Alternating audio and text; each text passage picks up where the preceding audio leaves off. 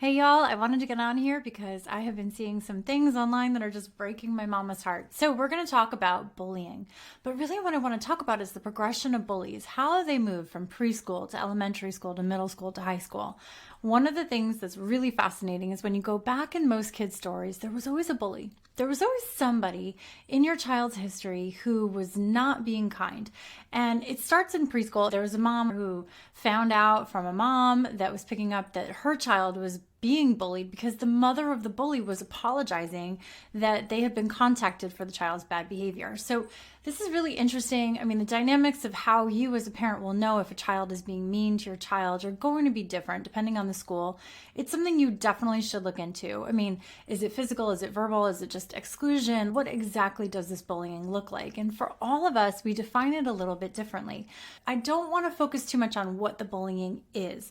I want to focus on the mental capacity of our children and how we can speak into that so that we can best prepare our kids, because let's face it, we've got mean adults too. And so one of the things we need to really learn how to do is to move from victim mindset to somebody who can weather through difficulty and challenge with boundaries. And that's really what we want to teach our kids, is how do we establish boundaries when we can't get away from these peers? So let's go back to a day in the life of preschool. When I used to pick up my child, she was being pinched and bit by a student in her class. I mean, it was really real. I would say this would be bordering on physical bullying. It was constant. It was just to her. It was very under the table. This was something that wasn't going to go away. It's just something that is kind of cruel. It's deep in our hidden human persona, where deep down, a lot of kids have a selfish, mean streak, and it's going to manifest in different ways over the years. And I kind of saw that really early on with my 2.5, 3-year-old. So I was thinking to myself, how am I going to deal with this? How am I going to just make sure that she knows how to advocate for herself, but also have boundaries, but also understand that these kids are going to be with her for a long time. We know that's the problem. We're not going to get rid of these peers because possibly you're in a public school where you're going to be in this class for the next 12 years. So we really want to make sure that we get our kids to a point where they can move through these hard times without feeling stuck and anxious and attacked. So how do we do this? I think it's really something that we need to all come together as parents and recognize. Let's go back in time. Ready? Travel back with me to our childhood. Our childhood, bullying was often very physical. It was, somebody was in a locker, like literally shoved in the locker, door closed. Maybe it was somebody like stuffed upside down in a garbage can. Maybe it was verbal mocking as somebody walks down the street. But basically, we saw bullying. We saw the fights. We saw the harassment. It was very in your face. Now, today, what's happening at the high school level, it is very difficult to catch. This is a lot on social media. It's a lot of being excluded, but parents are often very unaware because kids know where their friends are. They can see locations on maps and things like that. We could go into a million different conversations about how horrible this is for our kids, their psyche, where they feel like they're not being included and they're being left out. Back in our day, we could kind of almost trick our brains into thinking, well, maybe they're not actually hanging out. Maybe they're actually just studying in their room, whatever. I don't know. We used to be able to kind of excuse it away and like move on with our life. And we knew we just had to deal with 8 hours in the classroom. This is so different today. The kids can't step back and kind of be in a different world and pretend things aren't going on because things are being recorded 24/7, 365. It's exhausting emotionally. So what we need to do is remember, you cannot bubble wrap your kid. I'm going to just keep saying that. You can't bubble wrap your child. Your child is going to feel left out. They're going to feel hurt. They're going to feel all the things that are challenging, especially going through the grades. So what we have to do, if you kind of step back, you're going to go, what is my goal? What is your goal with your child? If you don't parent with intention, you're going to parent kind of in a void, in the dark. So I need you to really be thinking, who do you want your child to be when they are 18 and stepping into the adult world? Who do you want them to be when they leave college? Those visions of how we want our child to become are going to be the road work and the mapping and then ultimately the foundation for how we choose to talk through bullying. So one of the things that I really want you to think about is how can you frame bullying to be less about your child and more about the other child? There's a lot of benefits with that. We're not going to be working on like pity and things like that. That's not what we're going for. We're going to be talking about how we are broken humans in a lot of ways. There's things that we do. And a lot of times what's manifesting out of children is their insecurities. And so what we're going to see is beginning with preschool. Preschool is a lot of selfish drive, right? We're still selfish today, but we learn how to kind of control it. Like, I want your coffee. I'm not going to snatch it off of your desk. I'm going to go buy myself a cup of coffee. 2-year-olds and 3-year-olds don't have that capacity. They just want the toy. They're going to take it. One of the things we have to remember is, what is the ultimate goal in all of that? We want our child to move out of selfishness, right? Like, we don't want a selfish child, but we also know that we don't want them giving the shirt off their back all the time to the point where it makes it so that they can't live their best life. So we have to figure out what exactly this conversation might look like. Every time we're dealing with something where a child feels hurt, I want you to get to the root. Ask yourself, what is that child acting out of? And try to communicate that to your child. When we get into elementary school, so much of it is conformity, learning how to fit into social norms. And kids who are having a hard time will often act out as they're trying to figure out the navigation of how to be part of a group in society. Go back to the 80s and 90s. What did it look like? We were playing on the streets. Nobody was regulating our play. We would often have kids kind of telling other kids what to do. We had leaders naturally rising up. We had followers kind of falling into play.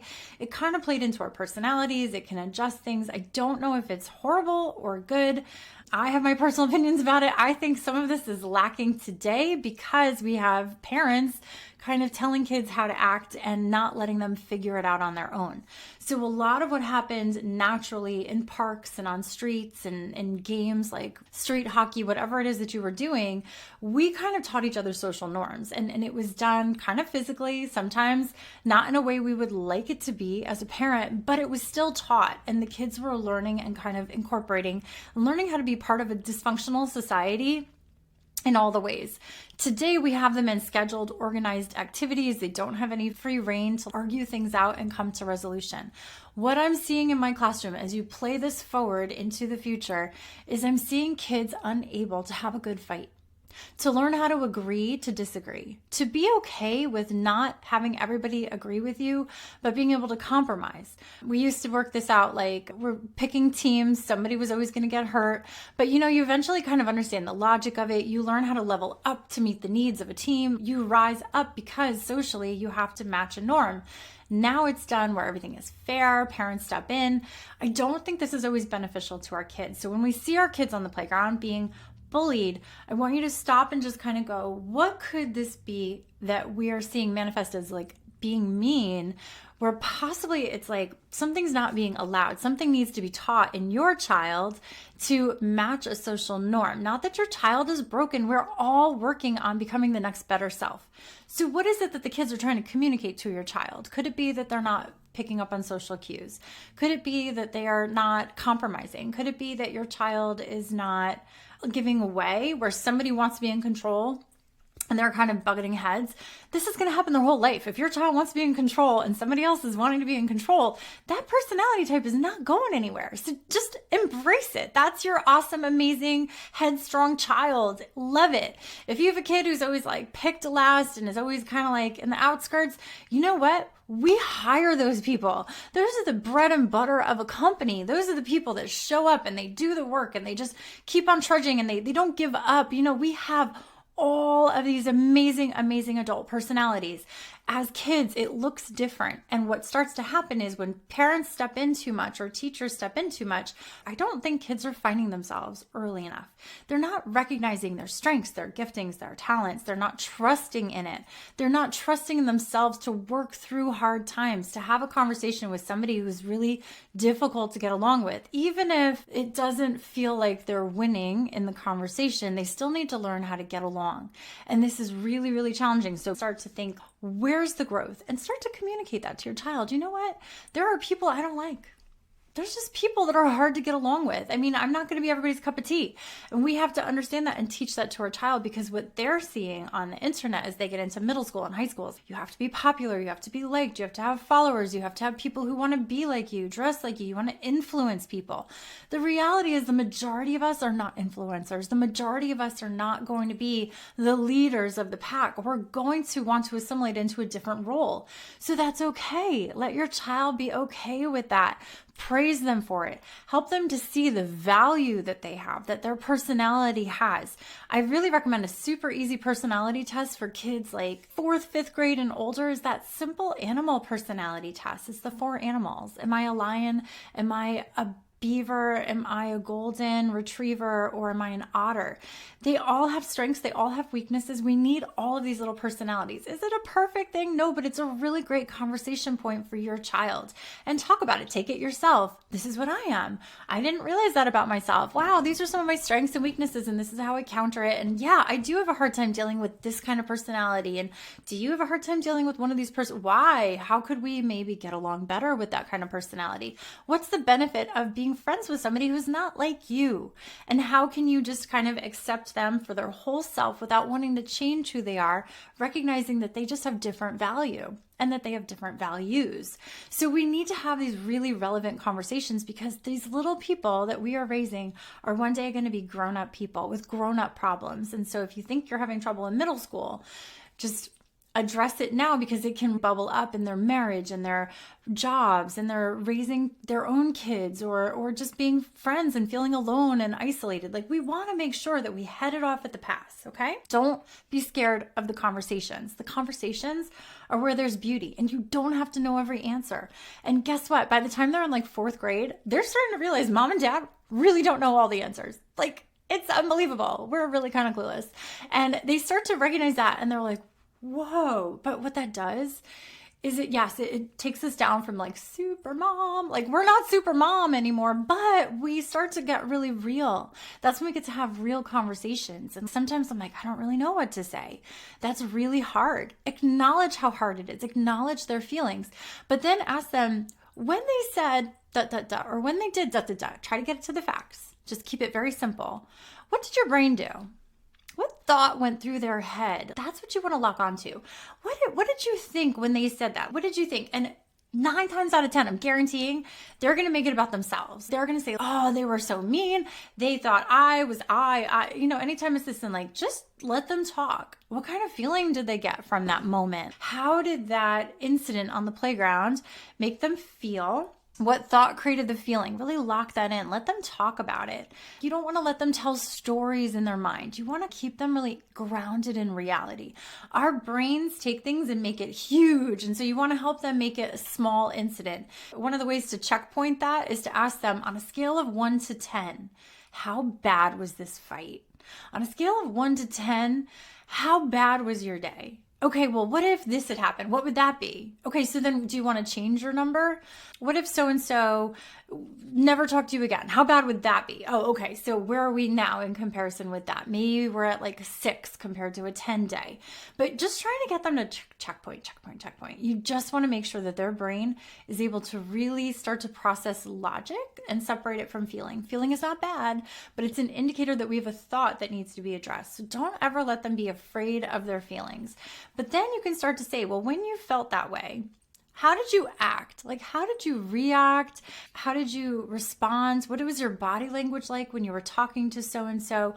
So starting to just ask them questions about how they were presenting themselves in the world is going to be huge, because we can teach them to train their body, right? So if they get really small and closed off, or talk in a little voice, or like giggle too much, maybe they don't want to be those things. They want to be in control, whereas we don't want them to think that they have to stay in awkwardness. That's usually how we act when we don't feel comfortable, right? We act awkward and we don't act like our true selves. So we want to help them just own, you know what? One day, you're going to realize how valuable you are. But in the meanwhile, I'm going to keep telling you you're valuable until you believe it. Does that make sense? Loan them your belief in their value until they really, really, really believe it and keep speaking it into them. Not with false inflation. We just want them to recognize every person has value.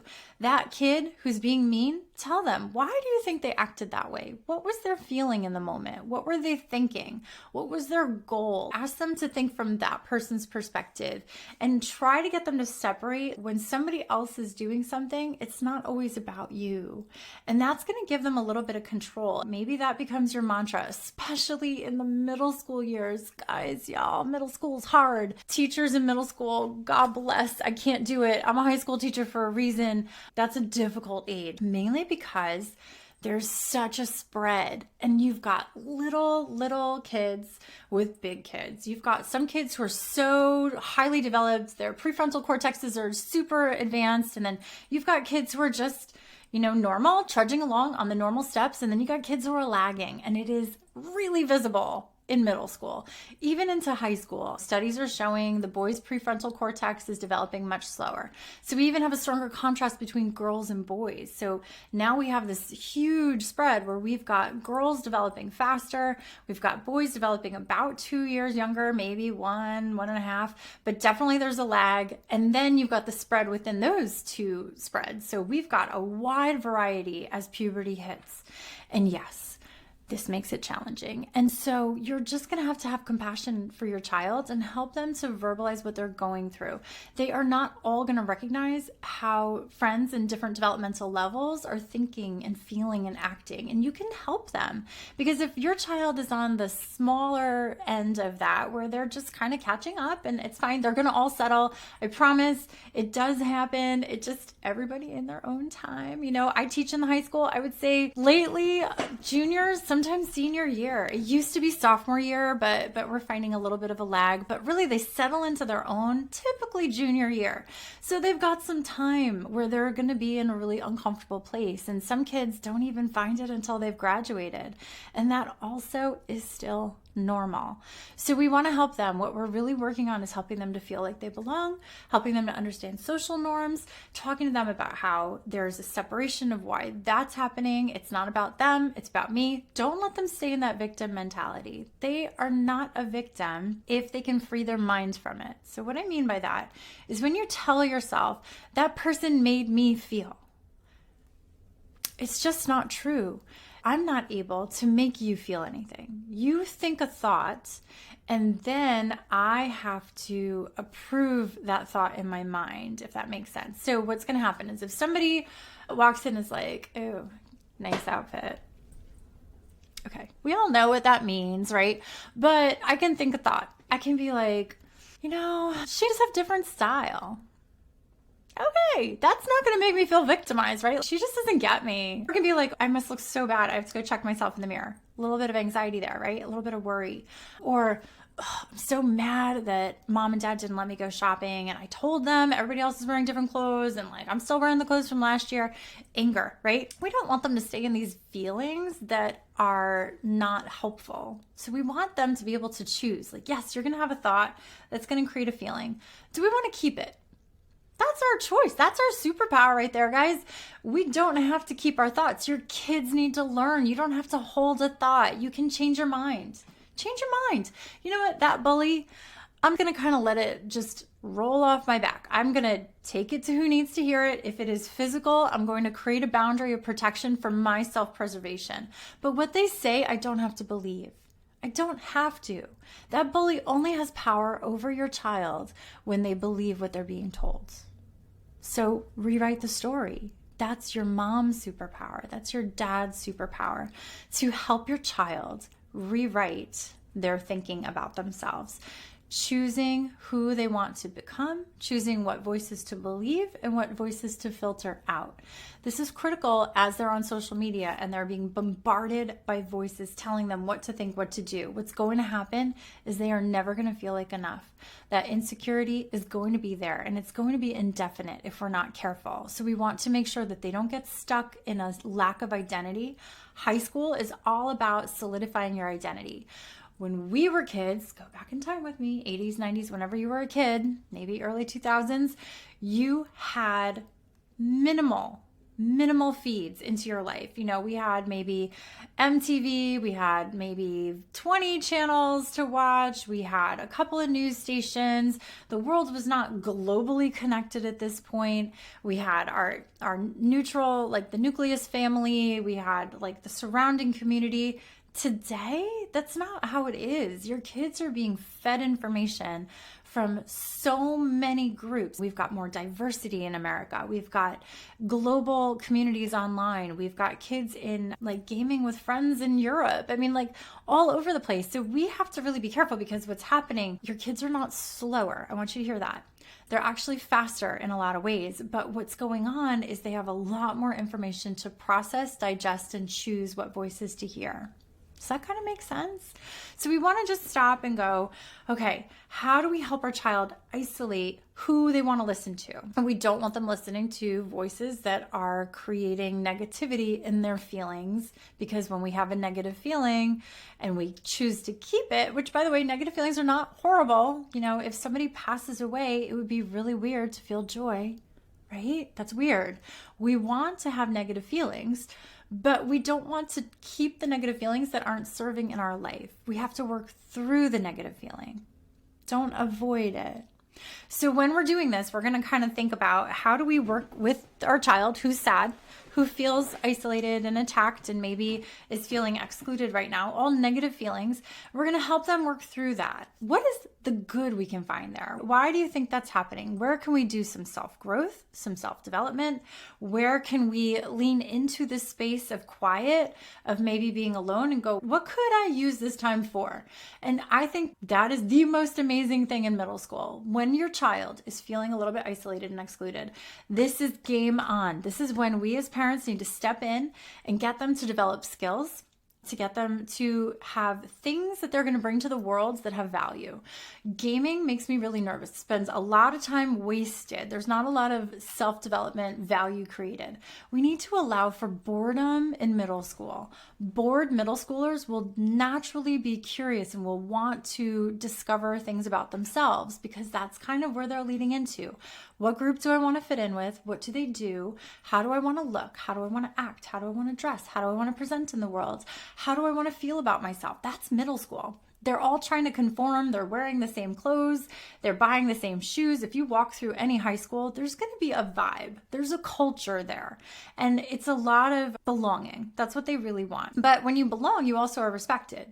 So what can we do to help them gain respect in some way? And so that's where I personally leaned in with my kids. So we chose a couple things. I went to an amazing workshop about, it was an athletic director in one of the top towns nearby, Ridgewood High School. They had their athletic director for decades. He came in and he was talking about identity, student identity. And he said, for athletes, the best, strongest self-esteem seems to be coming from, studies are showing this, that it's coming from soccer, it's coming from basketball, it's coming from basically collective sports where you have to show up really good at your own skills while relying on other people showing up in their own skills with strengths. So what happens is you have to learn how to be good at what you want to be good at, but also to trust that other people are going to do well. And then when they do well, you're happy for them. That's the magic sauce right there. When somebody else is doing something amazing, maybe even better than you, you are so happy for them.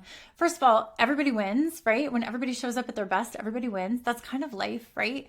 You know that they want you to win, so you feel confident because they know that they're also cheering for you to do well, and they help each other. They have to work together. They have to communicate. They have to follow plans. They have to execute things according to people's strengths, understanding people's weaknesses and not excluding them for a weakness, but understanding that's not their strength. We're not going to have them shooting. We're going to have them guarding. This is what they have to do in their brain, is understand everybody's designed different and accept that and savor it. Not just accept it, like want that. I want my place on the team because I know I don't have to do all the things. I just have to do what I do well and appreciate everybody else's strengths. Do you see how this is like magic?